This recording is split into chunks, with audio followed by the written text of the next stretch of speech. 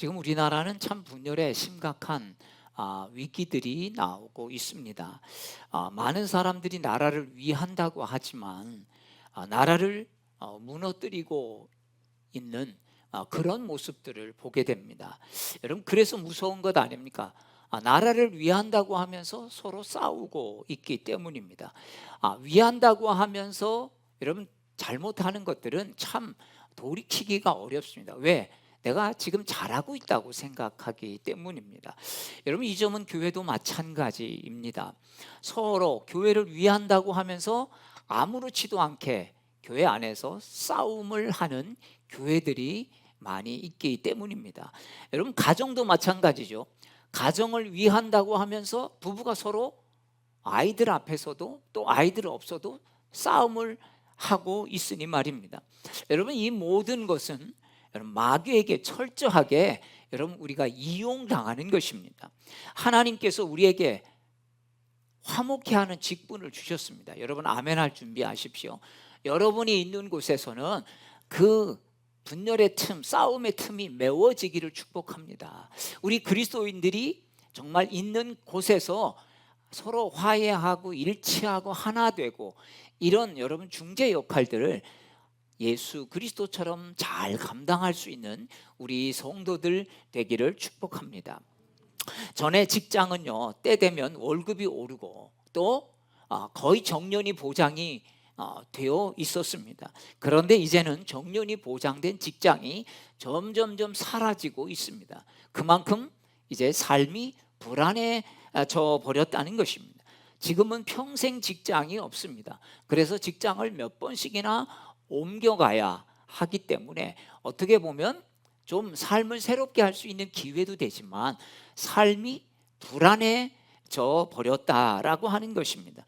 정규직이 되기도 점점 어렵습니다.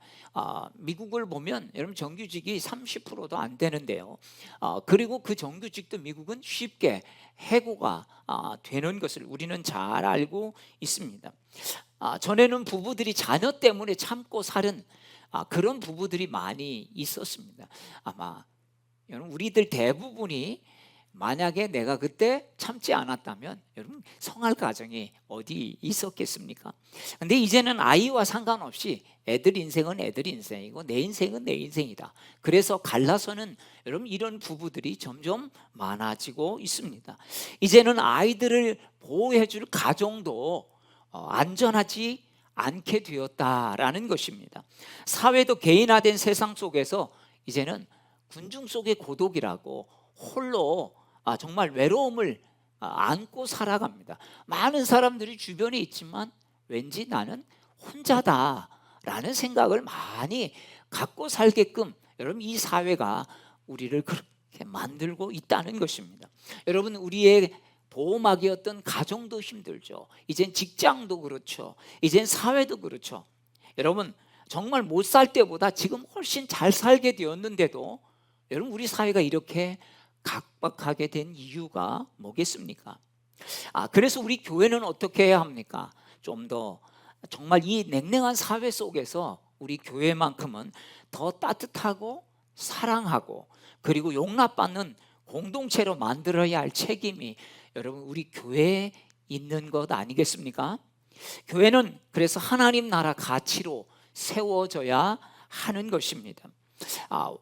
어떤 교회가 성품을 성도들에게 가르쳐야 되고 또 어떤 태도를 가지고 서로를 대하고 서로 살게 할 수 있는지 여러분 교회가 우리 성도들 한 사람 한 사람이 교회 안에서 훈련받고 세상을 향해서 그리스도인의 삶이란 이런 것이다 라고 하는 것을 여러분 말해줄 수 있어야 하지 않겠습니까? 사도행전에서는 교회 역사에 참 많은 어려움이 있었습니다. 우리가 잘 알다시피 그래서 사도행전을 보면서 제일 먼저 순교자가 나오죠. 여러분, 스데반이 돌에 맞아 죽는 엄청난 일이 일어납니다. 그뿐이겠습니까? 이로 인해서 이제 성도들이 예루살렘과 또 유대에 살지 못하고 뿔뿔이 이제 흩어지게 되죠. 여러분, 우리가 6.25 같은 것을 겪다 보면 어떤 생각들을 합니까? 야, 전쟁은 참 무섭다. 왜? 내 집도 버리고 내가 가진 걸 어느 정도 다 버리고, 그리고 정말 내가 중요하다고 여기는 것만 가지고 챙겨서 도망가는 거. 여러분, 지금이야 자동차에 때려 실어가지고 갔다가 좀 잠잠해지면 올 수 있지만, 여러분 그런 게 아니었던 것이죠. 집도 직업도 다 내려놓고 그냥 거의 호롤단신으로 도망쳐야 했던, 여러분 이 예루살렘 교회 성도들의 삶을 한번 생각해 보십시오. 또 외부적으로는 스데반이 죽었고, 또 야고보가 순교했고, 베드로가 감옥에 갇혔고, 온갖 핍박이 이제 교회를 향해서 실제가 되고 있는 상황 속에서 이런 위기들이 있었던 것을 볼 수 있습니다. 그러나 교회는 여러분 이런 외부적인 어려움만 있으면 내부적으로는 어떻습니까? 더 똘똘 뭉치게 돼 있죠. 원래 외부에 적이 있으면 내부는 단합이 되어 갈 수 있는 것이, 이게 바로 공동체의 특징입니다. 그런데 이런 교회는 바로 교회 구성원 안에 여러 가지 또한 문제들이 있었던 것을 보게 됩니다. 이방인들과의 문제가 있었죠. 그리고 지도자를 뽑을 때 어떻게 보면 교회가 하나 되기 어려운 요소들이 있었던 것을 볼 수 있습니다. 그런데 교회는 이런 서로 다름 때문에 하나 되기 어려운 사람들이 모였지만 서로 받아들였을 뿐만 아니라 정말 자신과 좀 다른 사람들을 틀렸다고 하지 않고 그들을 공동체원뿐만 아니라 그들을 지도자로 세웠다는, 여러분 놀라운 이야기를 오늘 우리는 성경에서 읽게 되었습니다. 자, 여러분 교회 지도자로 받아들였던 자랑스러운 명단이 바로 이 13장 1절이라고 하는 것이죠. 자, 우리 13장 1절 말씀, 우리 사도행전 13장 1절 말씀을 다시 한번 읽도록 하겠습니다. 시작. 안디옥 교회에 선지자들과 교사들이 있으니 곧 바나바와 니게르라 하는 시므온과 구레네 사람 루기오와 분봉왕 헤롯의 젖동생 마나엔과 및 사울이라. 여러분 우리가 이 명단을 읽으면 5명이 나오죠. 근데 여러분 이 5명이 그냥 일반 사람이 아니라는 거예요. 제일 아마 이 5명 중에 교회 목사나 장로로 세우기에 제일 좋은 사람은 누구일까요? 맨 처음에 나오는 바나바겠죠. 바나바는 누구나 존경하는 사람이었습니다. 그런데 그 다음에 나오는 사람들 4사람이 다 문제가 있다는 거죠. 자, 가장 먼저 등장하는 사람이, 자 13장 1절을 다시 한번 띄워줘 보십시오. 자, 구브로 출신의 유대인이면서 제일 일찍이 자신의 재산을 팔아서 이 교회 공동체에 헌납한 사람이었기 때문에 이 바나바를 사람들이 칭송하기 시작했습니다. 뭐 재산만 갖다가 교회에 바쳤기 때문에 칭송한 것이 아니라 그의 성품과 인격이 정말 대단했기 때문이죠. 그래서 본래 이름은 요셉이었는데 그의 믿음과 삶에 감동받은 사도들이 이름을 요셉이라 하지 말고 이제 바나바라고 해라. 이 바나바는 위로의 아들이라는 이름을 가지고 있습니다. 바가 바로 바 붙은 사람들이 아들이란 뜻이거든요. 바 예수 뭐 이런 이름도 있지 않습니까? 사도행전에. 그러니까 바는 바로 아들이란 뜻인데 예수의 아들 뭐 이런 뜻이죠. 바나바, 그러니까 위로의 아들 이런 뜻입니다. 자, 그만큼 요셉을 통해서 많은 교회가 위로를 받고 정말 요셉을 보면 예수님을 보는 것 같아. 아마 이런 모습을 요셉에게 볼 수 있었던 것 같습니다. 그래서 어떻게 보면 지도자 중에 제일 먼저 이름이 거론됐고 으뜸의 사람으로, 야, 저 사람은 그래 우리 교회 지도자로 세워도 아무런 누가 반대할 사람이 없어. 그런데 문제는 이제 두 번째 사람부터 시작이 됩니다. 왜 그럴까요? 자, 시므온, 두 번째는 누굽니까? 니게르라 하는 시므온. 여러분 여기에 힌트가 있는 것입니다. 자, 니게르가 뭘까요? 시므온은 니게르였다 이렇게 붙어 있습니다. 여러분 이 말을 잘 몰라도 니게르, 우리가 학교에서 배웠을 때 니그로라는 그 단어를 배웠습니다. 니그로는 흑인이란 뜻입니다. 니그로. 즉 시므온은 흑인이었던 것입니다. 여러분, 우리 가운데 멤버 중에 흑인이 있어요. 뭐 한국말 잘하지만 어떻게 보면 말은 한국 사람인데 겉은 외국인이죠. 자, 흑인이었는데 분명히 흑인이었다면 어떤 사람일까? 이방인이었다는 거죠. 여러분, 이 당시에는요, 인종차별이 있던 시대입니다. 참 지금은 인종차별이 많이 없어졌지만 여러분, 그래도 어느 정도는 남아있죠. 저희 70년대 80년대 가끔 이렇게 우리와 외모가 좀 다른 사람들이 있잖아요.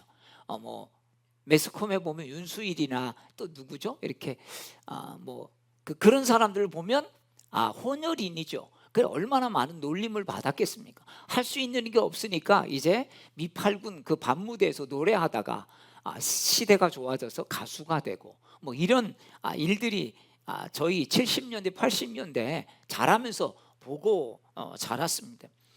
참 쉽지 않은 시대인데 여러분, 2000년 전에 인종차별이 엄연히 있던 시대에 이 초대교회에서는요, 여러분, 흑인이 교회 지도자가 되었다는 사실은 정말 놀라운 일인 것입니다. 신학대학교에서 저에게 신학학을 가르친 교수님을 인도네시아에서 여러 번 뵀습니다. 사위가 인도네시아 선교사로 있어서 몰래 저희 교회 예배 오셔서 이렇게 앉아 계시다가 제가 우연히 교수님이 계신 걸 뵙고 예배 끝나고 만나고 또 설교를 부탁드리기도 했는데요. 이분이 그런 이야기를 하시더라고요. 자기 딸이 목사 안수를 받고 이제 공부를 하려고 미국에 있는 대학원 과정을 유학을 갔는데 거기서 어느 남자 목사님을 만났다는 거예요. 네, 총각 목사님인데 그래서 결혼을 한다고 데리고 왔는데 보니까 남아프리카 출신의 흑인이었다는 거죠. 야, 자기 딸이, 그것도 제일 큰 딸이 유학 가서 신학을 공부하러 갔다가 결혼한다고 데리고 왔는데 외국인, 그것도 다른 외국인이 아프리카 완토종 외국인이었다는 거죠. 참 마음이 많이 힘들었다는 겁니다. 그러면서 자기 자신을 많이 돌아보게 됐다는 거죠. 야, 내가 이렇게 깨어있는 생각을 가지고 신학을 가르쳤고 말씀을 가르쳤는데 나에게는 실제가 되지 못했구나. 야, 내가 이 정도밖에 안 되나. 그러면서 자기 딸에게 그런 일들이 실제로 오자 이게 쉽지 않았다는 거 아니겠습니까? 그러면서 결국은 딸이 결혼하도록 허락을 했지만 그 과정은 결코 쉽지 않았다. 왜 그럴까요? 외국인인 것도 쉽지 않은데 거기에다가 남아프리카 공화국 출신의 흑인 목사하고 결혼한다니까 여러분, 이게 쉽지 않았다는 거죠. 그런 이야기들을 저에게 이렇게 하면서 참 저도 많은 생각을 하게 되었습니다. 여러분, 편견이 없어진 지금도 그런데 여러분, 2000년 전에 인종차별이 있던 시대에 여러분, 흑인을 우리 교회 지도자로 세운다? 아니, 흑인을 우리 교회 담임 목사님으로 세운다? 그래서 감리교 신학대학을 졸업하거나 그 감리교 계통의 대학을 졸업하고 한국말을 너무 잘해서 설교도 유창하게 하는데 여러분, 만약에 개종교회 담임 목사로 온다면 여러분 어떻겠습니까? 참 쉽지 않을 것 아니겠습니까? 그런데 2000년 전에 초대교회 공동체는 인종차별이 분명히 사회에는 있었지만 그럼에도 불구하고 이 흑인 시므온을 교회 리더로 받아들였던 것은 참 놀라운 일이었습니다. 다음은 구레네 사람 루기오라는 것이죠. 여러분, 구레네라고 하는 것은 아프리카 북쪽에 있는, 아프리카가 이렇게 돼 있죠. 맨 위쪽에 보면 리비아가 있죠. 리비아, 이집트 옆에 리비아가 있는데 옛날에 리비아의 카다피인가 이런 사람이 있었지 않습니까? 축출되었지만 그 사람이 지배하던 옛날 그 지역이 바로 구레네 지역입니다. 그런데 이 루기오가 그 도시 출신인 것 외에는 아무것도 알려진 바 없습니다. 그렇지만 뭐냐면 이 사람도 아프리카 출신이라는 거죠. 그런데 이 사람이 지금 교회 지도자였다는 것입니다. 그래서 어떤 학자는 바로 구레네 하면 누가 생각납니까? 시므온. 예수님의 십자가를 졸지에 지고 가다가, 그러니까 구경 왔다가 예수님의 십자가를 대신 졸지에 진, 어떻게 보면 정말 세게 재수 나쁜 그런 삶을 살았던 사람인데, 여러분 그게 재수가 없었던 게 아니라 그걸 계기로 이 구레네 시몬은 정말 신실한 믿음의 사람이 되고, 그의 아들을 바로 바울이 로마서 16장에 보면 인사하는 내용이 나오죠. 그의 어머니에게 문안한다. 바로 그의 어머니는 내 어머니다. 여러분 이렇게 했던 것을 우리는 바로 로마서를 함께 공부하면서 여러분 기억하실지 모르겠습니다. 자, 예수님의 십자가를 대신 바로 이 구레네 시몬이 아니겠나, 이렇게 말하는 학자도 있습니다. 어쨌든 이 구레네 시몬은요, 아프리카 출신이었는데 안디옥 교회 지도자가 되었다라는 것입니다. 자, 다음은 더 놀라운 한 사람이 등장하죠. 자, 누굽니까? 분봉왕 헤롯의 젖동생 마나엔. 왜 여러분 젖동생이 뭘까요?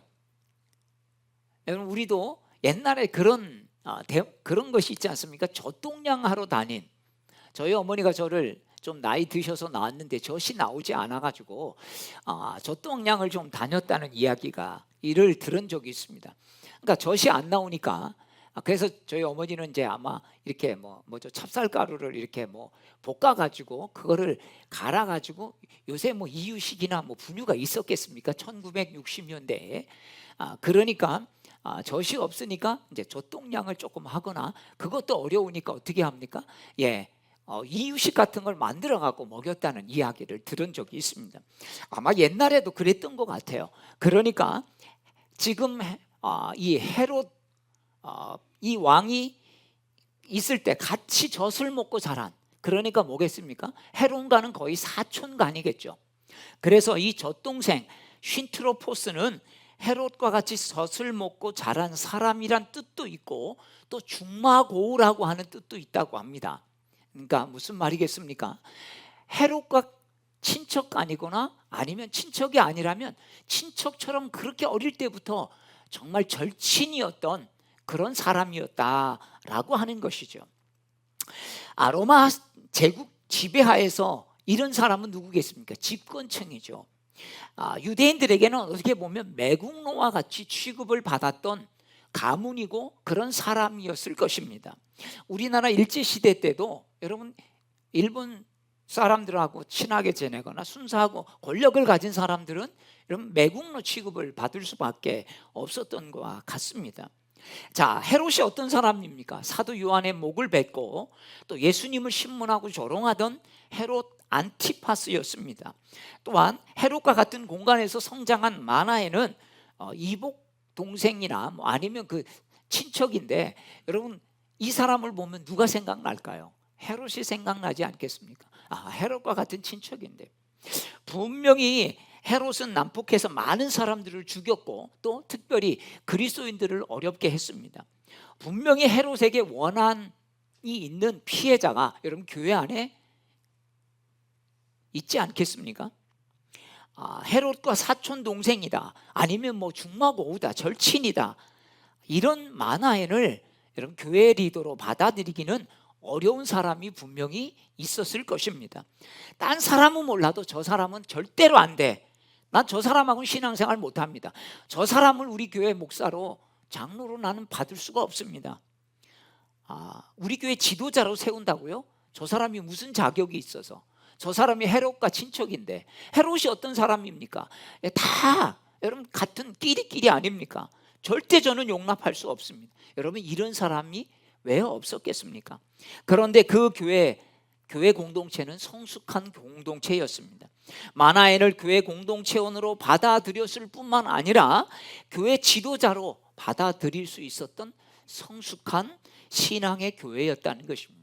요즘 보면 여러분 동네 같이 살다 보면 여러분 어떻게 좀 안 좋은 집안들이 있지 않습니까? 어떻게 보면 저 집 대대로 어떻게 보면 할아버지하고 안 좋고 아버지하고 안 좋고, 그러니까 또 자식 간의 관계도 안 좋아. 그러니까 어떤 일이 생기면 사사건건 마을에서 부딪히는 여러분 그런 가문이 있지 않겠습니까? 여러분 그런 사람이 같은 교회에 왔고 또 그 교회에서 거기서 이제 그 한 사람은 그 사람 리더가 된다면 여러분 이 사람이 여러분 그거를 용납하기가 쉽지 않다는 것입니다. 그런데 여러분 이 마나엔을 이 초대교회 공동체는 특히 안디옥 교회 공동체는 받아들였을 뿐만 아니라 리더로 세울 수 있었다라는 것입니다. 여러분 얼마나 성숙하겠습니까? 성숙한 교회입니까? 또 한 명이 있습니다. 또 걸림돌이 되는 사람이 누가 있습니까? 바로 맨 마지막 누구예요? 사울입니다. 자, 우리가 알다시피 사울은 정통 유대인이고 바리새파 출신입니다. 바리새인이라면 주님으로부터 위선자라는 질타를 받은 사람들 아닙니까? 게다가 사울이 어떤 사람입니까? 예수를 믿는 사람들을 도시락 싸들고 다니면서 핍박하면서 잡아서 제사장에게 넘긴 사람 아닙니까? 아니, 이건 웬만큼 핍박의 주동자가 그냥 동조자 정도라면 괜찮죠. 그런데 주동자예요. 그냥 동조했던 사람도 아니고 주동자가 지금 이제 우리 교회에 와서 지도자 행세를 한다고? 여러분, 사울도 결코 쉽지 않았을 것입니다. 이미 살펴보았지만 사울이 회심했지만 사울을 만나려고 하는 사람들이 없었던 것입니다. 사울을 안수했던 아나니아도 처음에는 어떻습니까? 하나님이 사울에게 가라 그러니까 그 사람에게 어떻게 제가 갑니까? 두려워하지 않았습니까?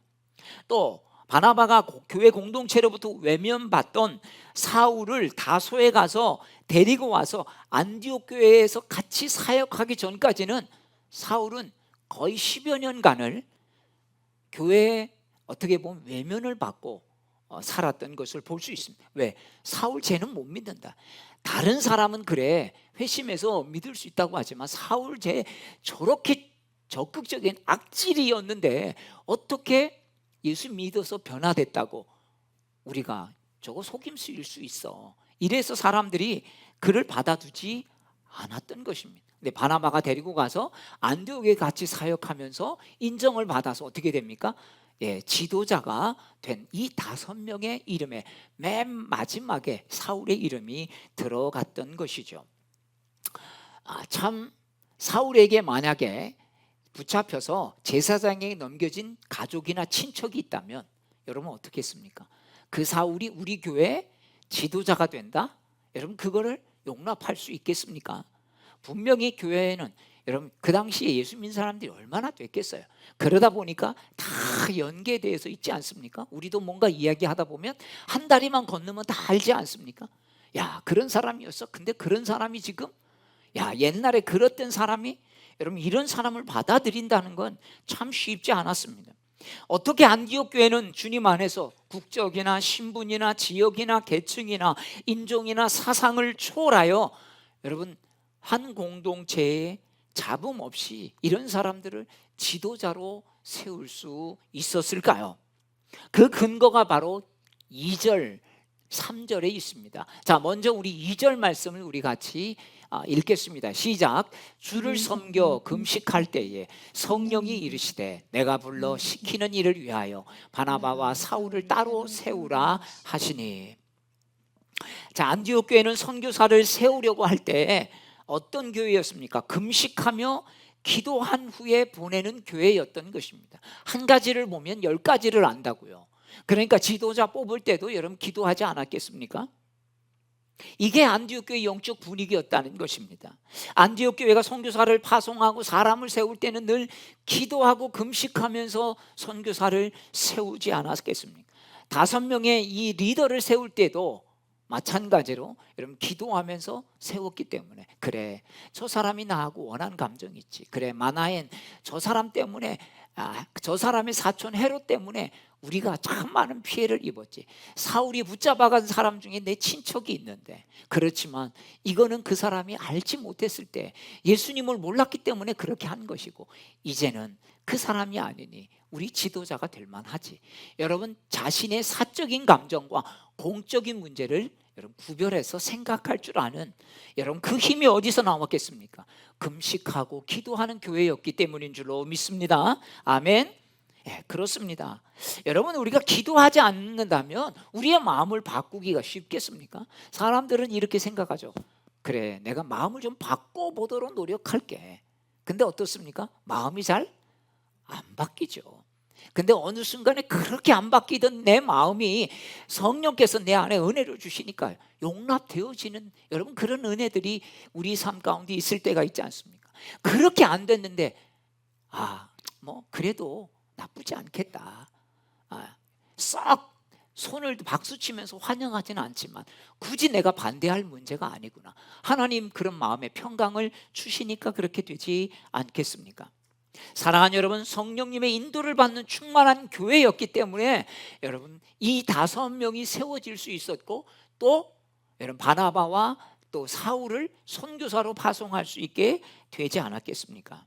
여러분 우리가 같이 신앙 공동체로 있다 보면 서로 참 힘이 많이 되죠. 아멘.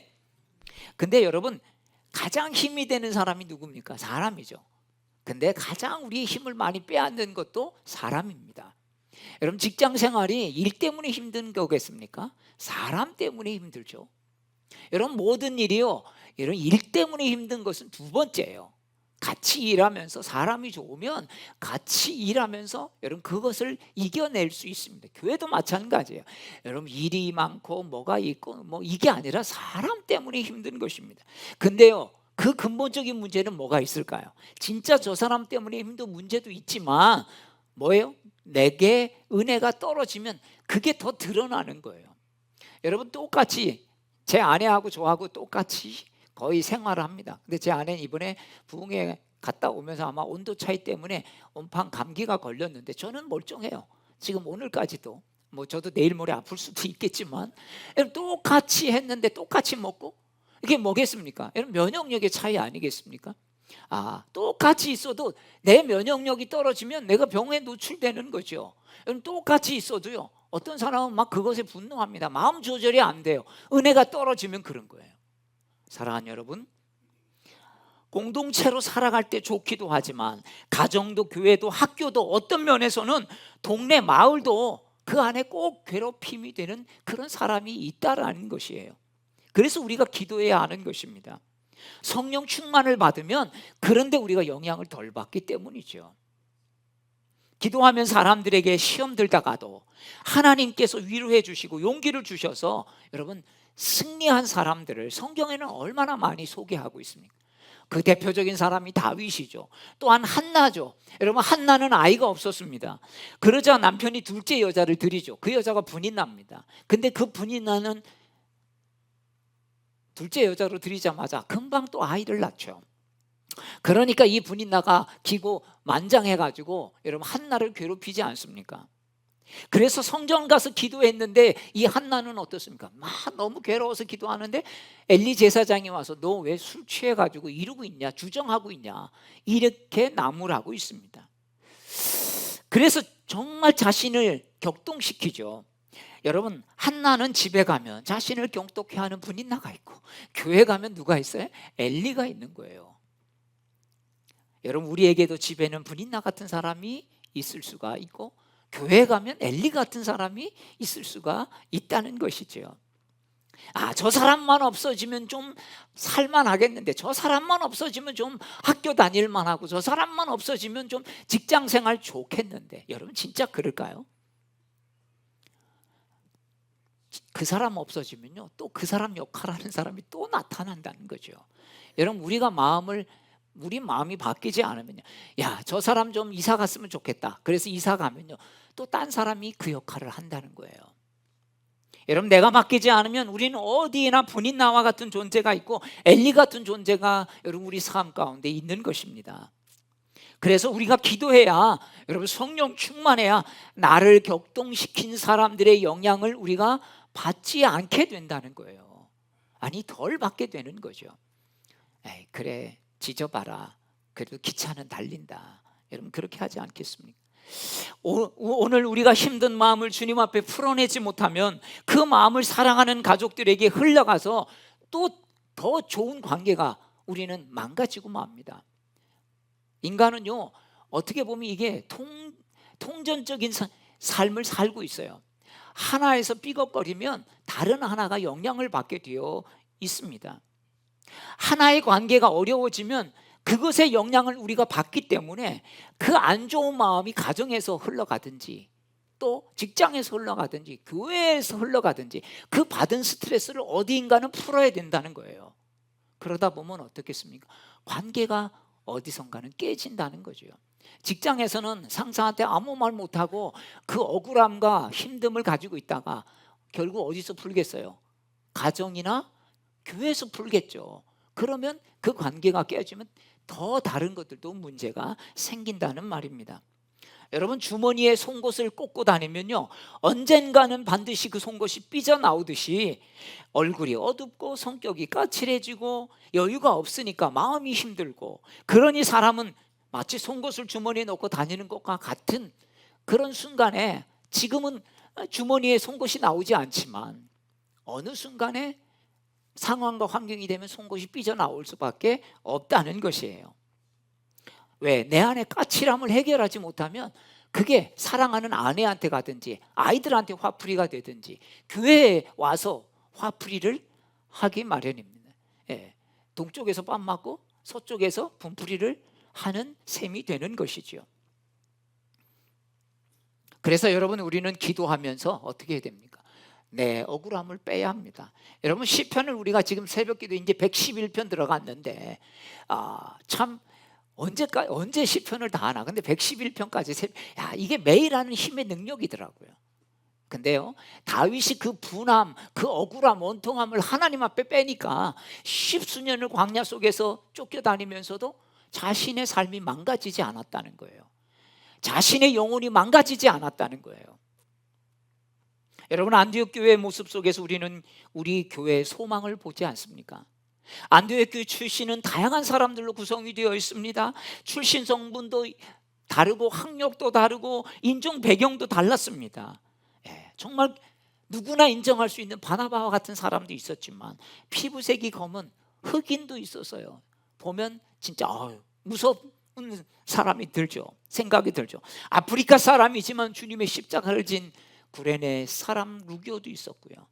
왕족인 헤롯의 젖동생 마나헨, 헤롯만 보면 마나헨도 싫어지는데 그래도 그런 사람들도 용납하고, 또 학문이 뛰어난 사도 바울 다 용납했던 아름다운 신앙 공동체가 될 수 있었던 것은 바로 이 안디옥 교회가 기도하며 금식하는 예배 공동체였기 때문입니다. 사랑하는 여러분, 우리 교회도 참 다양한 사람들이 모이죠. 어느 교회나 10대, 20대, 30대, 40대, 50대, 60대, 나이는 나이로 끊어지는 게 아니에요. 요새 무슨 MZ세대 무슨 세대 이렇게 나누잖아요. 여러분, 쌍둥이도 세대 차이가 있다고 하지 않습니까? 그만큼 이 세대는요, 생각과 문화가 다른 시대 속에 살아가고 있어요. 그러니까 때로는 아이들 보면 이해가 안 될 때도 있죠. 여러분, 요즘 청년들 보면 이해가 안 될 때가 있죠. 당연한 겁니다. 그래, 내가 내 자식도 이해를 못하는데 어떻게 이해를 쉽게 할 수 있겠습니까? 그러니까 그것을 그냥 받아들여야 하는 거죠. 생각도 다양하고 문화도 다양하고, 그러니 배움도 또 다 다릅니다. 많이 배운 사람 있고 적게 배운 사람 있고, 너무 사는 형편도 다 다릅니다. 이런 것에 따라서 사람의 사고가 결정되지 않습니까? 그러기에 우리가 하나 될 수 있는 게 뭐가 있겠습니까? 하나님의 말씀과 기도하는 성령의 영이 아니겠습니까? 이번 지방 부흥성회 때 점심 식사를 마치고 목사님들과 차 마실 기회가 있어서 오라고 그래서 식사를 같이 나누고 식사를 했는데, 차를 마시는데 어느 목사님이 이런 이야기를 해주었습니다. 요즘 초등학교 초딩 애들이 반 아이가 빌라에서 살면 빌리거지라고 한답니다. 빌리거지. 이렇게 말하는 아이들이 서울 강남에 사는 아이들이 아니에요. 예산에 사는 아이들이 자기 아파트를 살고 친구가 빌라에 살면 빌리거지라고 한대요. 여러분, 이게 어디서 배웠겠습니까? 여러분, 초딩 아이들이 이거 어디서 배웠겠어요? 매스컴이요? 매스컴에서도 배웠겠지만 여러분, 부모에게서 여러분 이런 영향을 받았을 것입니다. 사는 집으로 판단하고 타는 차로 판단하고. 여러분, 교회가 이 차별하는 이 세태 속에서 여러분 제대로 우리가 가르쳐 주고 있습니까? 정말 교회 가면 그런 거 따지지 않아. 교회 가면 누구나 다 용납받고, 교회 가면 사랑받고, 제대로 교회가 이 가치를 여러분 알려줘야 되고 우리 성도들이 알려줘야 되지 않겠습니까? 여러분, 아이들 뿐입니까? 성인들은 더 심하죠. 살다 보면 서로 이해관계가 있고 때로는 용납 못할 사람들이 우리 삶 가운데 왜 없겠습니까?